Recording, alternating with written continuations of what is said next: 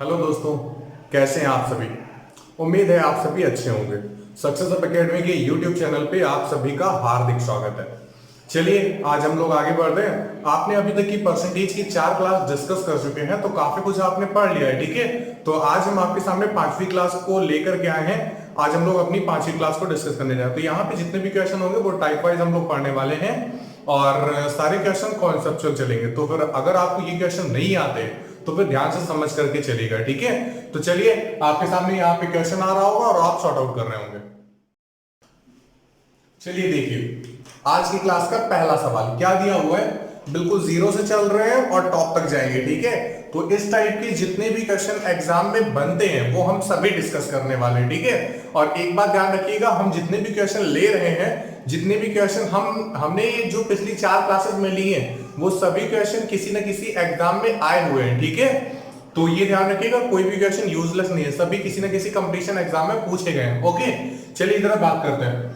आपसे सबसे पहले सवाल में बोला गया है कि किसी विद्यालय में 600 छात्र हैं, उनमें से प्रत्येक अंग्रेजी अथवा हिंदी अथवा दोनों पढ़ता है।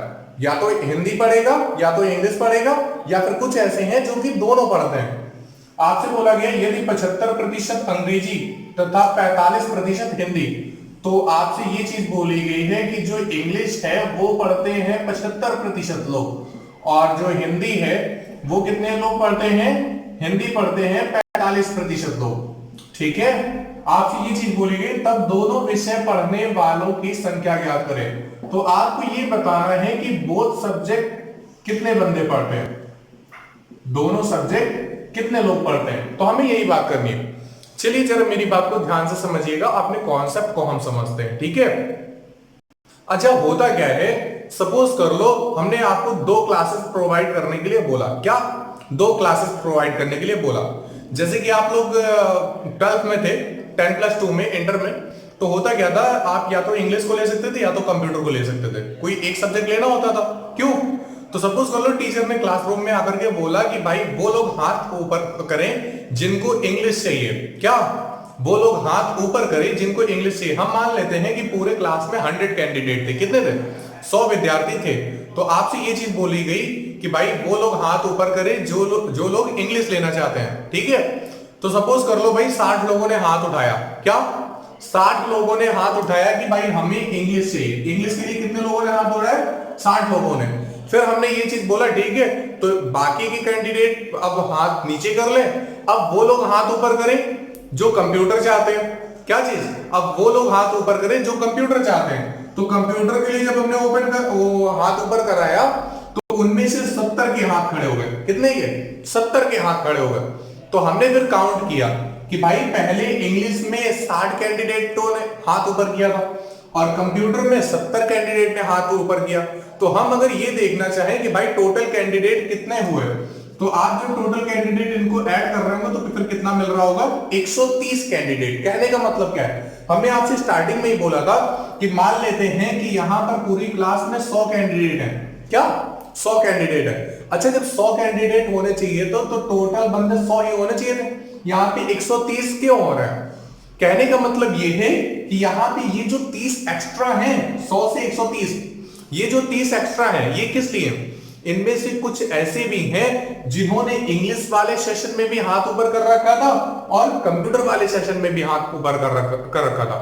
क्यों, अगर आप इंग्लिश वालों में काउंट कर रहे थे तो जो बच्चे ऐसे थे जिन्होंने इंग्लिश में भी ऊपर किया हुआ हाथ और जिन्होंने कंप्यूटर में भी हाथ ऊपर किया, उनमें से हम उनको एक जगह ना गिने। तो कहने का मतलब ये है कि ये जितने ज्यादा कैंडिडेट होते हैं वही क्या है, हमारे लिए एक्स्ट्रा है, वही दोनों विषय में पढ़ते हैं। ठीक है, तो चलिए जरा अब यहां से हम ये चीज हटा देते हैं। उम्मीद है कि आपको ये एग्जांपल जो हमने दिया है वो अच्छे से समझ में आ गया होगा। अब बात करते हैं जरा क्वेश्चन के लिए। अच्छा, टोटल जो कैंडिडेट थे स्कूल में वो 600 छात्र थे। अभी हमने 100 छात्र मान रखा था, अभी हमको दिया क्या गया है कि 600 कैंडिडेट हैं स्कूल में। हाँ, इंग्लिश में कितने हैं, 75% है, हिंदी में कितने हैं, 45% है। तो अगर हम बात करना चाहें इन दोनों को जोड़ करके, तो 5 और 5 10 का 0, हासिल 1, 7 और 1 8 4 12। तो कहने का मतलब क्या हुआ, इंग्लिश और हिंदी के जब आप कैंडिडेट को जोड़ रहे हैं तो फिर पूरे छात्र कितने निकल रहे हैं, 120% निकल रहे हैं। अच्छा, एक बात तय है, आप कहीं भी अगर किसी भी शहर की जनसंख्या गिनो या फिर किसी भी क्लास में आप नंबर ऑफ स्टूडेंट गिन रहे हो, तो अगर वहां पे जितने भी बंदे हैं तो वो टोटल 100% होंगे। अगर पूरे कैंडिडेट 600 हैं तो वो 100% के बराबर है। किसके बराबर है? 100% के बराबर है। लेकिन यहां पे आपसे कितना बोला गया? 120। तो 100% से ही कितना ज्यादा है? 20% ज्यादा है। कितने प्रतिशत ज्यादा है? 20%। तो कहने का मतलब ये है कि जो बोथ सब्जेक्ट पढ़ रहे हैं वो कितने हैं? 20% लोग हैं। कितने लोग हैं? 20% ऐसे हैं जो कि इंग्लिश भी पढ़ते हैं और हिंदी भी पढ़ते हैं, दोनों भाषा का ज्ञान लेते हैं। चलिए जरा बात कर रहे हैं। हमारे हिसाब से जो टोटल कैंडिडेट होते हैं वो होते हैं 100%, लेकिन क्वेश्चन के हिसाब से कितने हैं? 600। तो 2 0 से 2 0 कट जाएगा, तो 1% बराबर किसके? 6 के। हमें 20% का मान बताना है, तो 1% बराबर 6 के, तो 20% बराबर 20 गुणे 6, 6 दूनी 12 और कितना आ जाएगा? 120।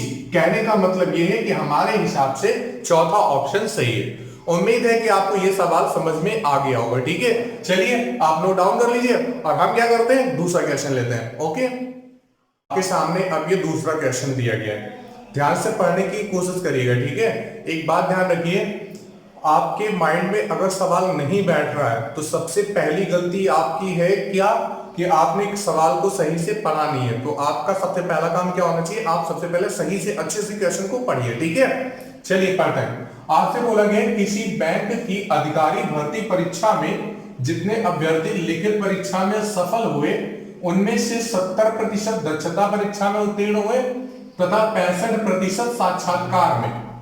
यदि 27% दोनों परीक्षाओं में असफल रहे हों और 248 अभ्यर्थी दोनों परीक्षाओं में सफल हुए हों, तो लिखित परीक्षा में कितने अभ्यर्थी सफल हुए? आपसे ये पूछा गया था कि लिखित परीक्षा में कितने अभ्यर्थी सफल हुए थे, मतलब स्टार्टिंग में कितने बंदे पास होकर के आए थे।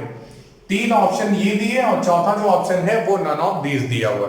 मेरी बातों को ध्यान से समझिएगा और चलिए समझने की कोशिश करते हैं अच्छे से। यहां पे जो भी ये सवाल दिया हुआ है तो इसमें है क्या, जैसे कि आपका कोई भी एग्जाम होता है तो फिर आप उसमें किस तरीके से चयनित किए जाते हैं? आप सबसे पहले तो लिखित परीक्षा को पास करते हैं, लिखित परीक्षा को पास करते हैं, उसके बाद में फिर क्या होता है? शायद शारीरिक दक्षता परीक्षण, जैसे कि पुलिस वगैरह के एग्जाम में या फिर आप डिफेंस का कोई भी एग्जाम देने जा रहे होंगे तो वहां पे क्या होता है? फिजिकल टेस्ट होता है, पीटी, फिजिकल एफिशिएंसी टेस्ट। ठीक है, तो यहां पे भी आपसे कुछ दक्षता क्या बोलते हैं, दक्षता परीक्षा यहाँ पे भी ली जा रही है। ठीक है, तो दक्षता परीक्षा में बोला कि 70% परीक्षार्थी उत्तीर्ण हो जाते हैं और 65% साक्षात्कार में भी। तो जब दक्षता परीक्षा में बच्चा पास हो जाता है उसके बाद में फिर वो इंटरव्यू के लिए जाता है। ठीक है, लेकिन यहाँ पे क्वेश्चन के कहने का मतलब थोड़ा सा अलग है। ठीक है, आपको बस ध्यान से समझ करके चलना है। सुनिए मेरी बातों को। आपसे ये चीज बोला गया है कि भाई जितने भी कैंडिडेट लिखित परीक्षा में पास होकर के आए, ध्यान रखिएगा एग्जाम में बैठने वाले हमें नहीं बात करने, हमें ये बात करनी कि जितने भी कैंडिडेट वहां पे लिखित परीक्षा में से पास आउट होकर के आए थे। ठीक है, तो आपसे बोला गया 70% दक्षता परीक्षा में उत्तीर्ण हुए।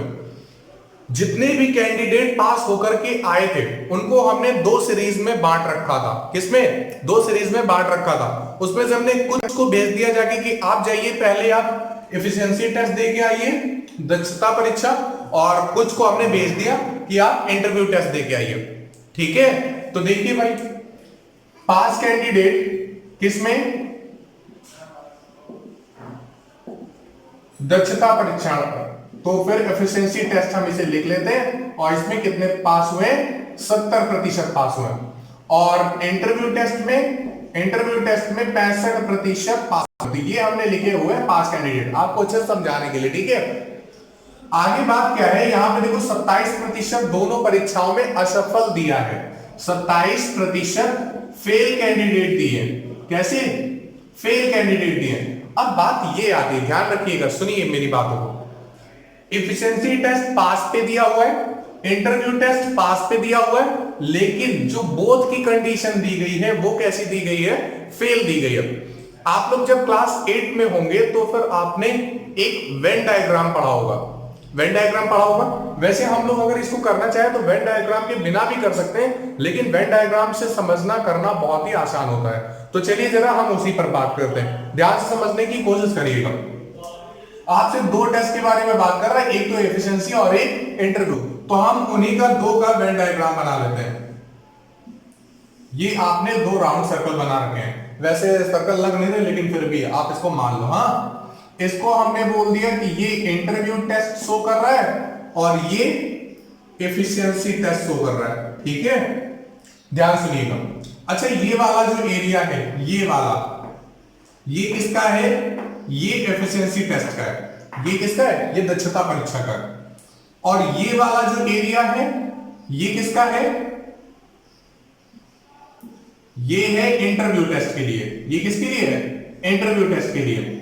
और हमने आपसे बोला था ये कौन सा एरिया है? ये एफिशिएंसी टेस्ट के लिए दिया हुआ है। क्यों? अच्छा भाई, ठीक है। अच्छा, एक बात बताइए, ये वाला जो एरिया है ये कौन सा है? जो ये आ रहा है, ये कौन सा एरिया? ये वो एरिया है जो एफिशिएंसी टेस्ट को भी बिलोंग करता है और साथ ही साथ इंटरव्यू टेस्ट के लिए भी बिलोंग करता है। मतलब ये है, ये दोनों में कॉमन है। हाँ, लेकिन अगर हम ये बात करें, ये वाला एरिया, तो ये सिर्फ और सिर्फ इंटरव्यू टेस्ट के लिए। ये किसका एरिया है? ओनली इंटरव्यू टेस्ट के लिए, एफिशिएंसी टेस्ट के लिए। किसके लिए? दक्षता परीक्षण के लिए, ठीक है। अगर हम बात करें ये वाला एरिया किसका है? सिर्फ और सिर्फ इतना भाग, तो ये किसका है? इंटरव्यू टेस्ट के लिए। वो भी कैसा? ओनली इंटरव्यू टेस्ट, सिर्फ, ठीक है।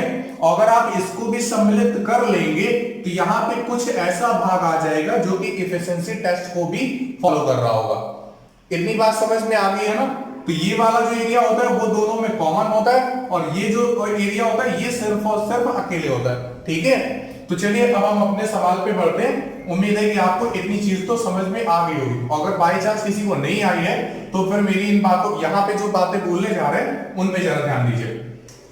हमें क्या करना है? दो जरा वेन डायग्राम बनाने हैं। एक वेन डायग्राम बनाना, तो चलो उसको बना लेते हैं। हमने ये बोला कि ये जो एरिया है ये इंटरव्यू टेस्ट के लिए शो कर रहा है और ये किसके लिए? एफिशिएंसी टेस्ट के लिए, ठीक है। लेकिन ध्यान रखिएगा, 70% पास कैंडिडेट दिए गए इंटरव्यू ये एफिशिएंसी के लिए और 65% कैंडिडेट पास दिए गए इंटरव्यू के लिए। तो आप इन दोनों को ही उठा करके यहां पर मत रख दीजिएगा। क्यों? ध्यान रखिएगा, जब भी कभी भी हम वेन डायग्राम में वैल्यूज रखते हैं तो वो हम लोग रखते हैं जो बोथ के हिसाब से दिया गया होगा। तो दोनों में क्या दिया है? 27% परीक्षाओं में असफल, मतलब ये है कि फेल कैंडिडेट दिए गए। क्या चीज?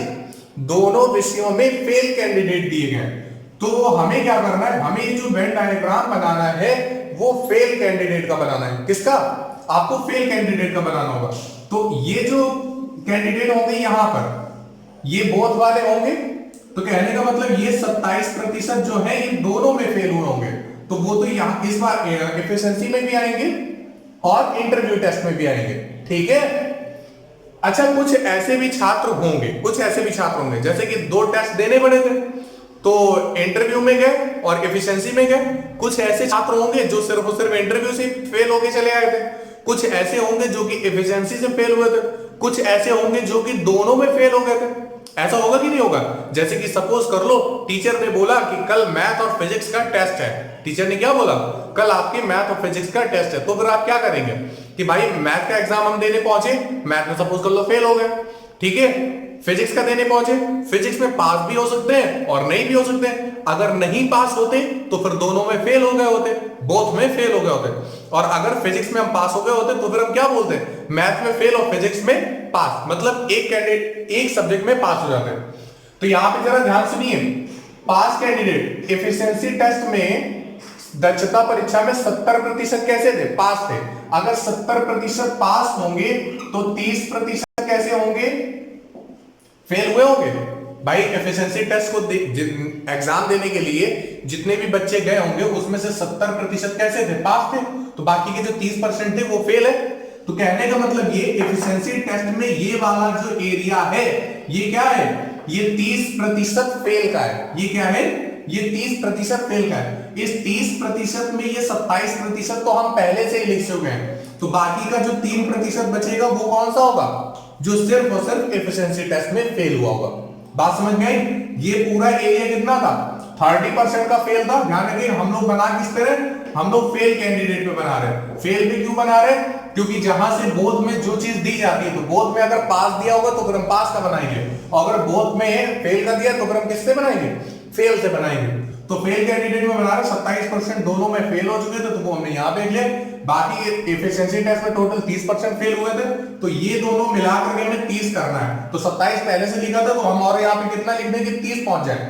3 लिख दें। ठीक है, अब देखो जरा यहाँ पे ये वाला जो है इंटरव्यू टेस्ट का है। किसका?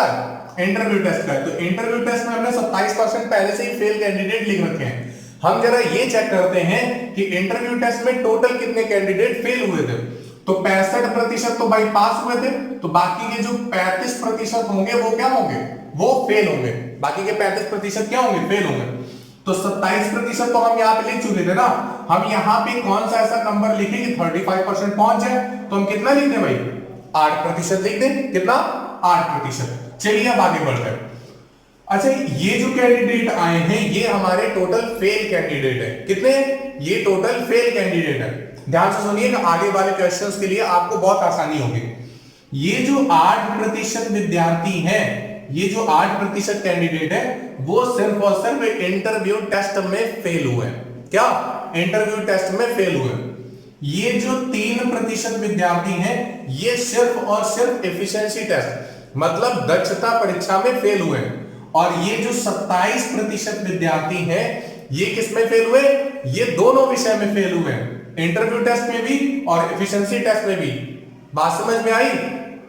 अच्छा, थोड़ा और बात कर लेते हैं। ये टोटल 30% किस में फेल हुए? एफिशिएंसी टेस्ट में। और ये टोटल 38% किस में फेल हुए? इंटरव्यू टेस्ट में। ठीक है, तो इतनी बात समझ में आ गई ना। तो हम एक काम करते हैं, हम इन तीनों नंबर को ऐड कर लेते हैं और ऐड करके ये जरा देखते हैं कि कितने कैंडिडेट फेल हो रहे थे। तो 27 और 8 कितना होता है? 35, और 35 और 3 38। कहने का मतलब ये है कि यहां पर 38% कैंडिडेट फेल हो चुके हैं। 38% कैंडिडेट क्या थे? फेल हुए। 38% कैंडिडेट फेल हुए। अच्छा, किसी भी परीक्षा में जब भी कोई भी बंदा जाएगा लिखित परीक्षा से निकल करके, तो जितने भी कैंडिडेट होंगे आप उसको 100% मानेंगे। तो उस 100% में 38% कैसे थे? फेल हो गए। तो बाकी के जो बचे होंगे वो पास होंगे ना। बाकी के जो बचे होंगे वो कैसे होंगे? पास होंगे। तो 38% और 100% के बीच का डिफरेंस कितने का है? 62%। कहने का मतलब ये है कि उस एग्जाम में 62% क्या होंगे? पास हो गए होंगे। 62% पास हो गए होंगे। आपसे क्वेश्चन में यह बोला गया था कि और 248 अभ्यर्थी दोनों विषयों में सफल हुए, दोनों परीक्षाओं में सफल हुए।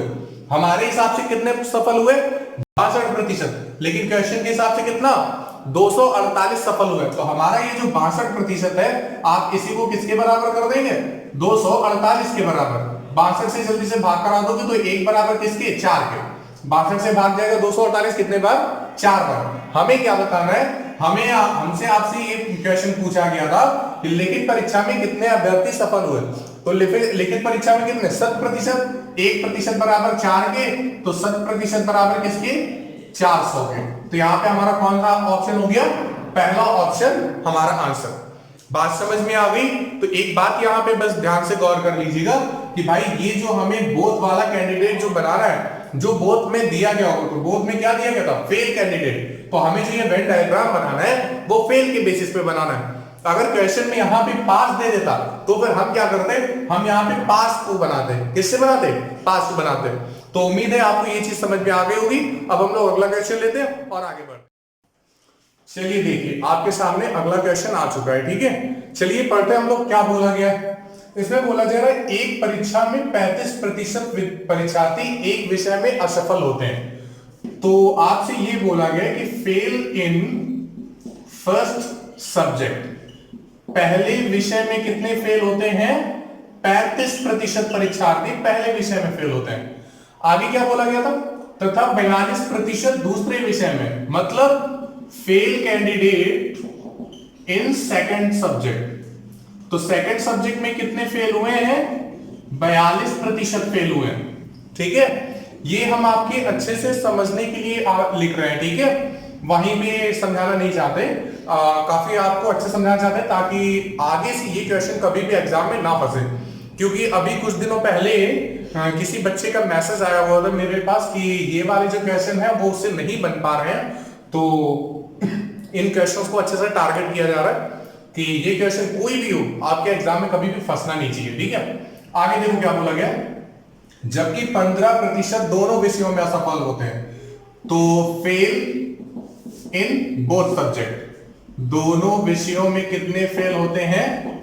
15% फेल होते हैं। कितने? 15%। अब जरा ध्यान सुनिए आगे, अगर 2500 परीक्षार्थी परीक्षा में सम्मिलित हुए तो ये टोटल नंबर ऑफ कैंडिडेट है, कितने?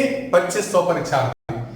तो कितने परीक्षार्थी एक विषय में सफल हुए? तो कितने परीक्षार्थी एक विषय में सफल हुए लेकिन दोनों विषयों में नहीं? अच्छा, इसी लाइन को आपको अच्छे समझना है, एक विषय में सफल हुए लेकिन दोनों विषयों में नहीं। अच्छा, एक विषय में अगर सफल होगा तो दूसरे में फेल होगा, क्यों? एक विषय में अगर सफल होगा मतलब एक विषय में अगर पास होगा तो दूसरे सब्जेक्ट में क्या होगा? फेल होगा ना।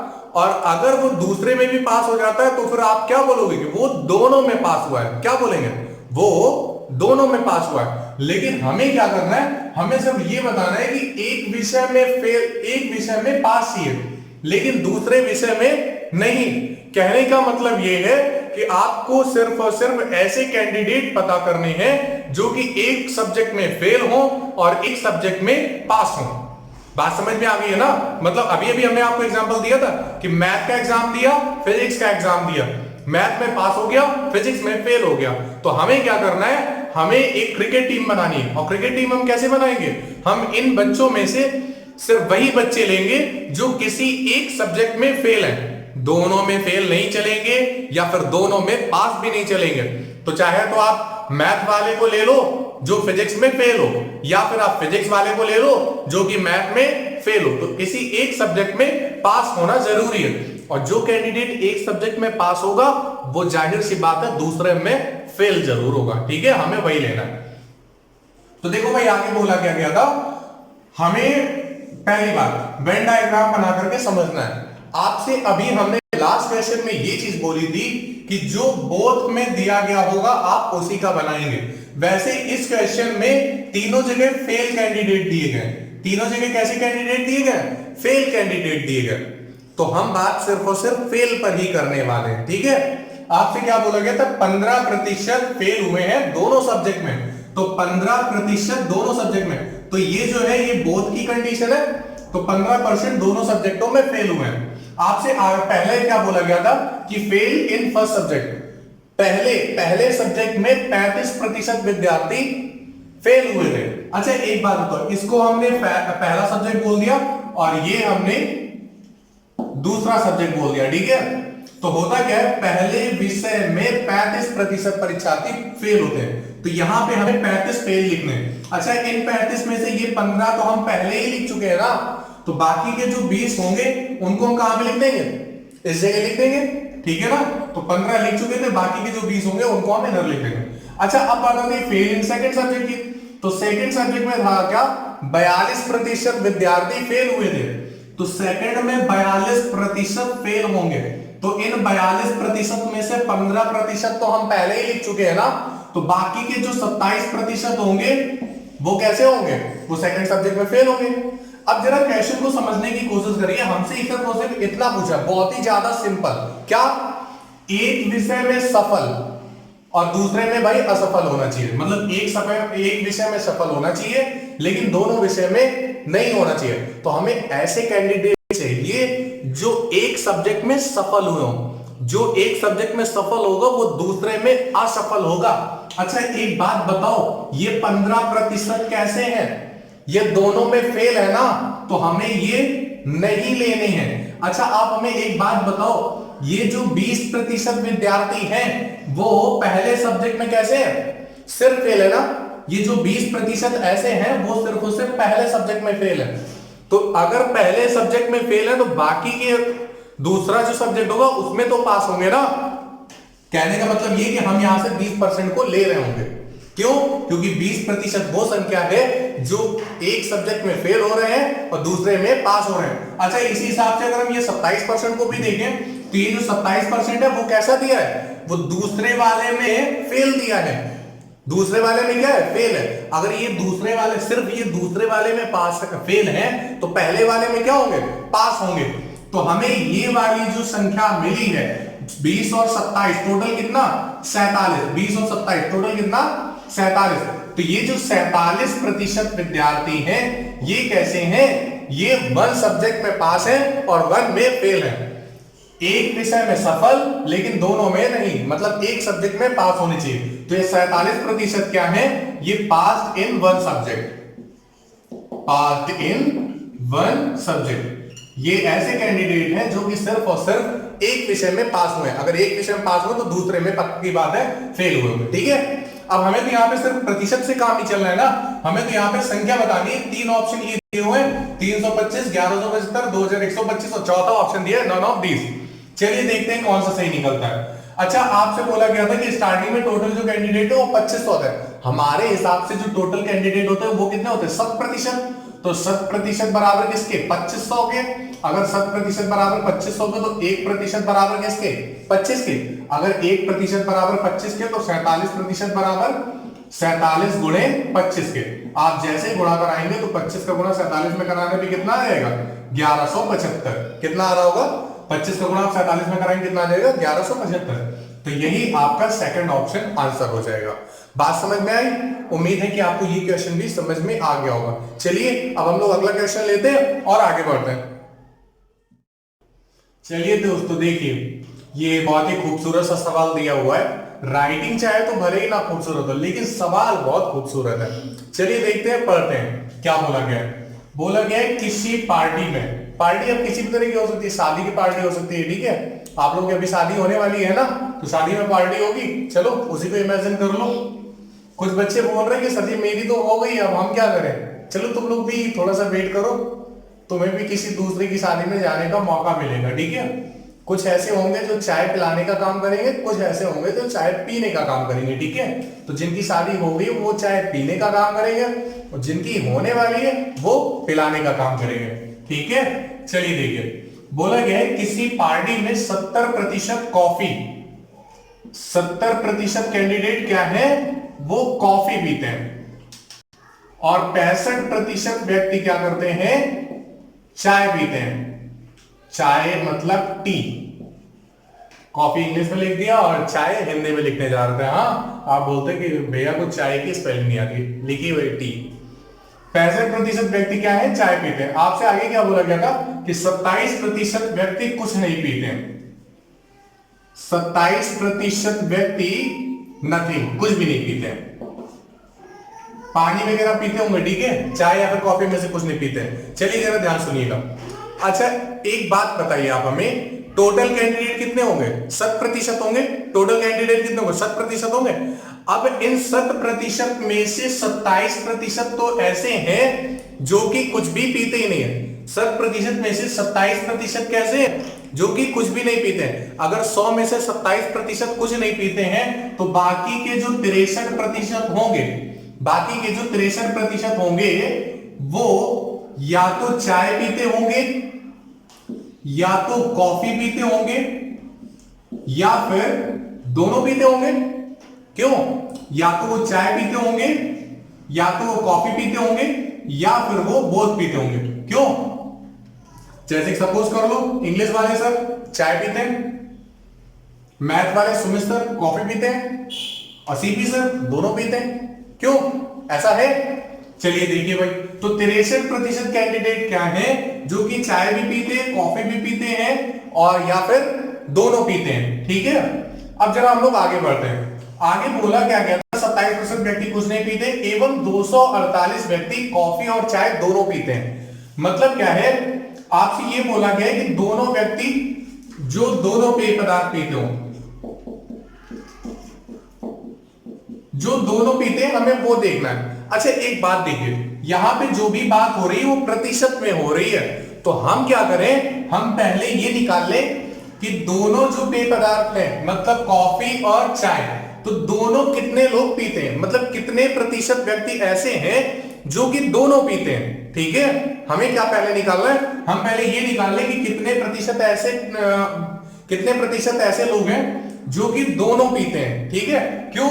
क्योंकि आपसे यहां पे दोनों के लिए बोला गया है कि एवं 248 व्यक्ति कॉफी और चाय दोनों पीते हैं, ठीक है। तो हमें क्या करना है, हमें कंपैरिजन करना होता है ना कि हमारे हिसाब से क्या वैल्यू है जो कि क्वेश्चन के हिसाब से बराबर होगी। तो हम क्या करने जा रहे हैं, हम पहले ये देखने जा रहे हैं कि दोनों पेय पदार्थ कितने लोग हैं, कितने प्रतिशत ऐसे हैं जो कि पीते हैं, ठीक है। चलिए जरा ध्यान से सुनिएगा, समझिएगा।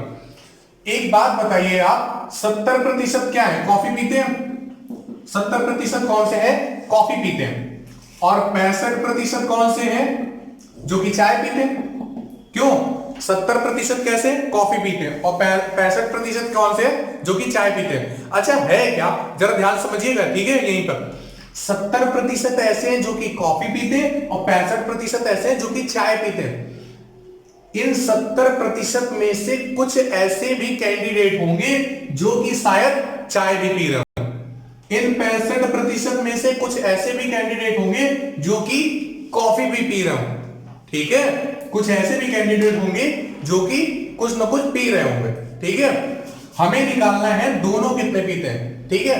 अच्छा एक बात बताओ, हमने यहां पे आपसे अभी अभी हमने जो पहला वाला क्वेश्चन बोला था तो वहां पे हमने ये चीज समझाया था ना कि कितने बंदे इंग्लिश का सब्जेक्ट ले रहे हैं, कितने बंदे कंप्यूटर का सब्जेक्ट ले रहे हैं। तो वहां पे दोनों सब्जेक्ट में कुछ बच्चे ऐसे थे जो कि दोनों में हाथ उठा दिए थे। क्यों? तो वही चीज यहां पर भी है। जब हमने पूछा कॉफी के लिए तो कॉफी के लिए भी यहां पे उन्होंने हाथ ले लिए, कॉफी भी पीने चले गए। और 65% जब चाय पीने जा रहे थे तो वहां पे क्या हुआ, जो कॉफी पी चुके थे वो कहां चले गए, वो चाय भी पीने चले गए, ठीक है। अब देखो हमें निकालना कैसे, दोनों पीते कैसे। अब जब हमने ये दोनों पीते हैं निकाल लिया है, दोनों पीते हैं निकालना है, अभी निकाले नहीं है, ठीक है। तो हम करेंगे क्या, 70% और 65%, इसी में से तो दोनों छिपे हुए हैं। तो हम क्या करें, इसमें से जो एक है उसे हम क्या कर दें, घटा दें। तो टी या फिर कॉफी वाले टोटल कितने थे, 63%। तो हम क्या करते हैं, हम इस 63% को घटा देते हैं। हम क्या करते हैं, इस 63% को घटा देते हैं। चलो भाई जल्दी से जोड़ लो, ये कितना होगा टोटल 5, 5 में 3 गया, कितना बचेगा 2, और 6 में 7 और 6 टोटल कितना होता है 13, और 13 में 6 चला जाएगा, कितना बचेगा, एक सेकंड, मेरे ख्याल से कहीं कुछ गलती हुई है। चलो भाई 7 और 6 13, 13 में से 6 जाएगा, कितना बचेगा। दोस्तों जरा यहाँ पे सुनिएगा, समझिएगा। ये अभी तक 72% आ गया था, लेकिन हुआ क्या था, क्वेश्चन में थोड़ा सा एरर हो गया था। आपको यहाँ पे एवं 248 व्यक्ति बोला गया था, क्या 248 व्यक्ति, यहाँ पे 248 ना होकर के 288 होगा। क्या होगा, 288, ठीक है। तो अगर आपने यहाँ पे क्वेश्चन लिख लिया हो तो फिर आप उसको थोड़ा सा करेक्ट कर लेना। हमने जो क्वेश्चन बनाया था तो वहां पे इस जगह हमने शायद जल्दबाजी में घटा करके 62 बोल करके 62 का उसमें 4 में गुणा करा, ठीक है। तो इसीलिए हमने वहां पे 248 रखा था, ठीक है। तो चलिए अब जरा आगे बढ़ते हैं। हाँ, तो मेरे ख्याल से आपने इतनी सारी चीज समझ ली होगी। तो ये 72% कैसे आ गए, जो कि दोनों पीते हैं। क्या चीज, 72% ऐसे कैंडिडेट है जो कि दोनों पीते हैं। हमारे हिसाब से टोटल कितने, 288। तो 72% बराबर किसके, 288 के। 72 से जैसे हम भाग करा देंगे तो 1% बराबर किसके आ जाएगा, 4 के। हमें ये हमसे आप क्वेश्चन में ये पूछा था कि पार्टी में कुल कितने व्यक्ति उपस्थित थे। तो 1 बराबर 4 के, तो फिर 100 बराबर 400 है, और यही 400 हमारा आंसर हो जाएगा, ठीक है। तो बात समझ में आ गई है ना। हमने यहाँ पे जल्दबाजी में 288 की जगह पे 248 कर दिया था, तो कंफर्म, ठीक है ना। तो चलिए अगला क्वेश्चन इसी तरह का लेते हैं और आगे बढ़ते हैं। चलिए देखिए अगला सवाल क्या दिया हुआ है। एक परीक्षा में कुल विद्यार्थियों का 35% हिंदी में, 45% अंग्रेजी में। तो 35% हिंदी में कैसे दिए हुए हैं, फेल कैंडिडेट दिए हुए हैं, ठीक है। तो 35% हिंदी में फेल हो रहे हैं और 45% इंग्लिश में फेल हो रहे हैं। किसमें, इंग्लिश में फेल हो रहा है। और क्या बोला गया, 20% दोनों में फेल हुए, तो 20% बोथ में फेल हुए। हमने आपसे बोला था कि जो आप वेन डायग्राम बनाएंगे वो किसके बेसिस पे बनाएंगे, बोथ के बेसिस पे। तो बोथ में कैसा परसेंटाइल दिया, फेल का दिया। तो 20% कैसे हैं, दोनों में फेल हो रहे हैं। अच्छा एक बात बताइए, 35% हिंदी में फेल हुए तो हम क्या कर रहे हैं, हम इधर हिंदी को बना लेते हैं और इधर इंग्लिश को बना लेते हैं, ठीक है। तो 35% हिंदी में फेल हुए थे, तो ये देखो 35% दिया है। अब इन 35% में 20 तो यही लिखा है, तो बाकी का 15% यहां पर। अब यहाँ पे देखो 45% इंग्लिश में फेल हुए थे, तो ये देखो 45% हमें लिखना है। अब इस 45 में से 20 तो पहले से ही लिखा हुआ, तो बाकी का बचेगा कितना, 25% बचेगा। तो ये जो हमने वेन डायग्राम बनाया है वो किसके बेसिस पे बनाया है, फेल के बेसिस पे। बोध जहां पे जो चीज बोध में दी गई होगी हम उसी पर बनाएंगे। तो एक बात देखिए जरा, फेल कैंडिडेट टोटल कितने हुए, 25 और 15 को जोड़ेंगे 40, 40 और 20 टोटल कितना, 60%। तो 60% कैसे कैंडिडेट है, जो कहीं ना कहीं किसी ना किसी सब्जेक्ट में फेल हुए हैं। किसी ना किसी सब्जेक्ट का मतलब ये हिंदी या फिर इंग्लिश में से किसी एक में, ठीक है। तो बाकी के जो 40% होंगे वो कैसे होंगे, वो दोनों सब्जेक्ट में पास हो गए होंगे। तो आपसे यही चीज पूछी गई थी कि दोनों विषयों में पास होने वाले विद्यार्थियों का प्रतिशत कितना है, तो हमारा आंसर कितना आ जाएगा, 40% आ जाएगा। बात समझ में आ गई। चले अगले क्वेश्चन की तरफ। देखो सवाल दिया हुआ है कि किसी परीक्षा में 52% अंग्रेजी में असफल हुए एवं 42% गणित में असफल रहे। यदि 17% अंग्रेजी एवं गणित दोनों में अनुत्तीर्ण हुए हो, मतलब असफल रहे हो, तो दोनों विषयों में उत्तीर्ण परीक्षार्थियों का प्रतिशत क्या होगा। 4 ऑप्शन आपके सामने दिए, 17%, 23%, 40% और 6%। तो चले सॉर्ट आउट करें। नहीं सॉर्ट आउट किया जाएगा, ये हमारे लिए प्रश्न नहीं है बल्कि आपके लिए, ठीक है। तो आपको करना क्या है, इस क्वेश्चन को सॉर्ट आउट करके आपको अपना आंसर देना है। या तो आप टेलीग्राम चैनल पर दे दो डिस्कशन वाले ग्रुप में, या फिर आप मेरे व्हाट्सएप नंबर पे दे सकते हो, या फिर आप मेरे कमेंट बॉक्स में दे सकते हो, यूट्यूब के कमेंट बॉक्स में, ठीक है। तो उम्मीद है कि आपको इस टाइप के सभी क्वेश्चंस आ गए होंगे, ठीक है। तो अभी हम लोग एक आधे और भी क्वेश्चन लेने वाले हैं, ठीक है, जो कि अच्छे एग्जाम में आए हुए हैं। तो उससे पहली बात ये है कि ये आपके लिए क्वेश्चन पूछा गया है, ठीक है। तो चलिए आगे बढ़े अगले क्वेश्चन के लिए। जल्दी इस क्वेश्चन को नोट डाउन कर लो, आपको इसका आंसर बताना है।